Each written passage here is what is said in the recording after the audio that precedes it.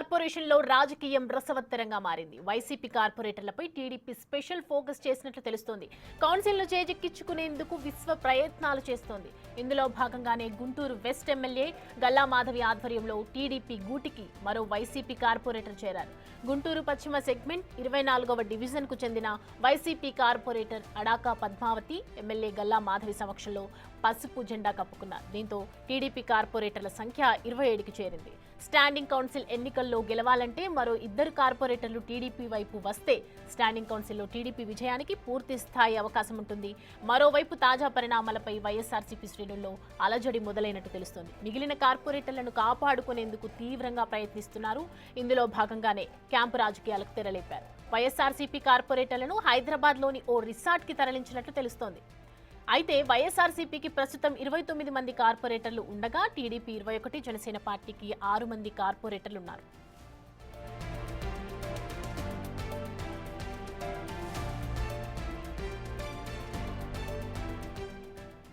ఇక దీనిపై పూర్తి డీటెయిల్స్ మా ప్రతినిధి సాయి శంకర్ అందిస్తారు. సాయి శంకర్, ఈ క్యాంపుకి సంబంధించి మీటింగ్స్ వల్ల ఏదైనా చేంజెస్ అయ్యే అవకాశాలు ఉన్నాయా వైఎస్ఆర్సీపీ పార్టీలో? వైఎస్ఆర్సీపీ పార్టీకి సంబంధించి ప్రస్తుతం కార్పొరేషన్ ఎన్నికల్లో రసవత్తకరమైనటువంటి అంశాలు చోటు చేసుకుంటున్నాయనే విధంగా చెప్పొచ్చు. ప్రధానంగా కూడా మొన్నటి వరకు లీడ్లో ఉన్నటువంటి వైఎస్ఆర్సీపీ కార్పొరేటర్లకు సంబంధించినటువంటి అంశంలో ఇప్పుడు ఒక్కొక్కరుగా కూడా చేజారిపోతున్నటువంటి పరిస్థితులు ఉన్నాయి.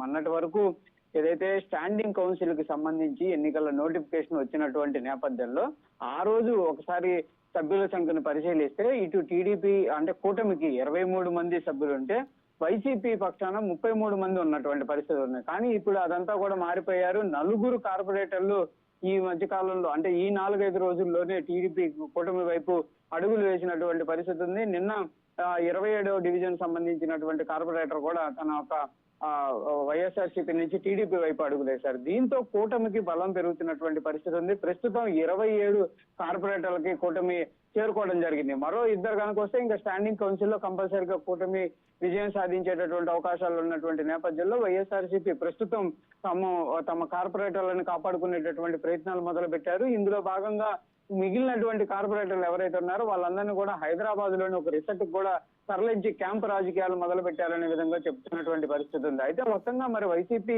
ప్రస్తుతం ఉన్నటువంటి పరిస్థితుల్లో తన కార్పొరేటర్లను కాపాడుకోవడంలో సక్సెస్ అవుతుందా లేదా అనే దానిపైన మాత్రం ప్రస్తుతం ఆసక్తికరమైన చర్చ జరుగుతుంది. ఇటు టీడీపీ అయితే క్లియర్ గా చెప్తున్నటువంటి పరిస్థితి అంటే కూటమి క్లియర్ గా చెప్తున్నారు కంపల్సరిగా మేము స్టాండింగ్ కౌన్సిల్ లో విజయం సాధించబోతున్నాం అనే విధంగా చెప్తున్నారు. మరికొంతమంది తమ వైపు వచ్చేటటువంటి అవకాశాలు ఉన్నాయనే విధంగా చెప్తున్నారు. ఒకవేళ వాళ్ళు డైరెక్ట్ గా రాకుండానే ఆ రోజు ఎన్నికలు జరిగేటటువంటి సమయంలో కూటమి వైపు ఎన్నికకి మొగ్గు చూపేటటువంటి అవకాశం ఉంటుందా అనేది చూడాల్సినటువంటి పరిస్థితి ఉంది. ప్రస్తుతం బలబలాలు చూస్తే కూటమికి 27 మంది, వైఎస్ఆర్సీపీ పార్టీకి 29 మంది ఉన్నారు. మొత్తంగా ఇంకో 2 కనుక వస్తే వీళ్ళ సంఖ్య పెరిగేటటువంటి అవకాశాలు ఉంటాయి. కాబట్టి కంపల్సరిగా ఆ రోజు స్టాండింగ్ కౌన్సిల్ కి సంబంధించి ఫిబ్రవరి 3వ తారీఖు గుంటూరులో ఎన్నికలు జరగనున్నాయి. కాబట్టి ఆ రోజు రసవత్తమైనటువంటి అంశాలు చోటు చేసుకునే అవకాశాలు ఉన్నాయనే విధంగా కూడా రాజకీయంగా అయితే చర్చ జరుగుతుంది. మరి ఈ 2-3 రోజుల్లో కార్పొరేటర్లు వైసీపీ నుంచి టీడీపీ వైపు ఏమైనా అడుగులు వేస్తారా అనేది కూడా చూడాల్సినటువంటి పరిస్థితి ఉంది.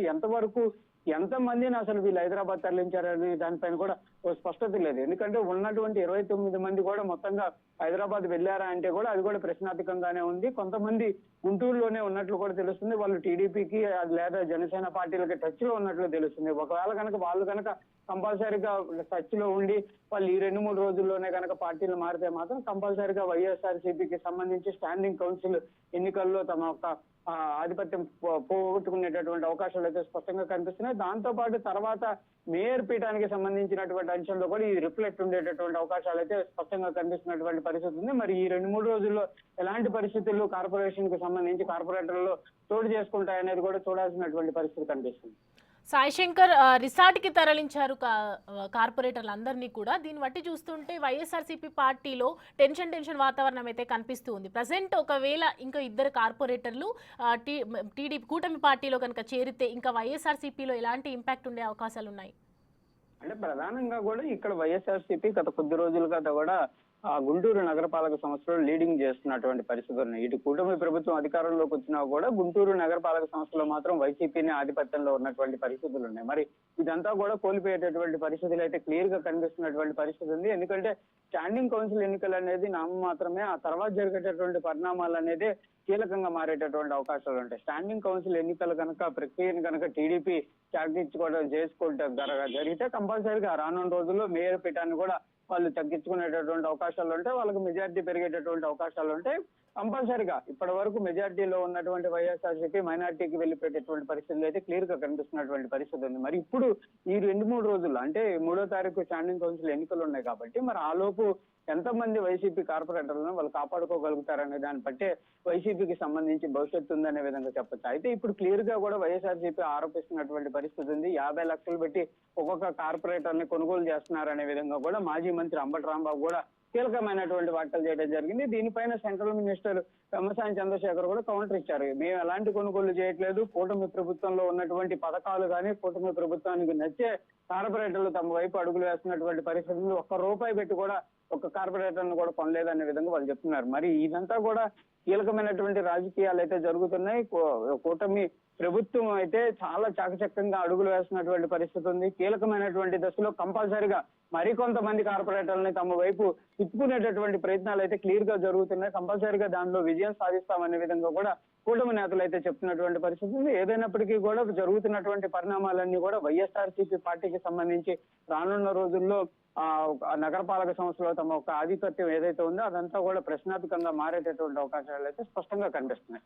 Right, thanks for the details Sai Shankar.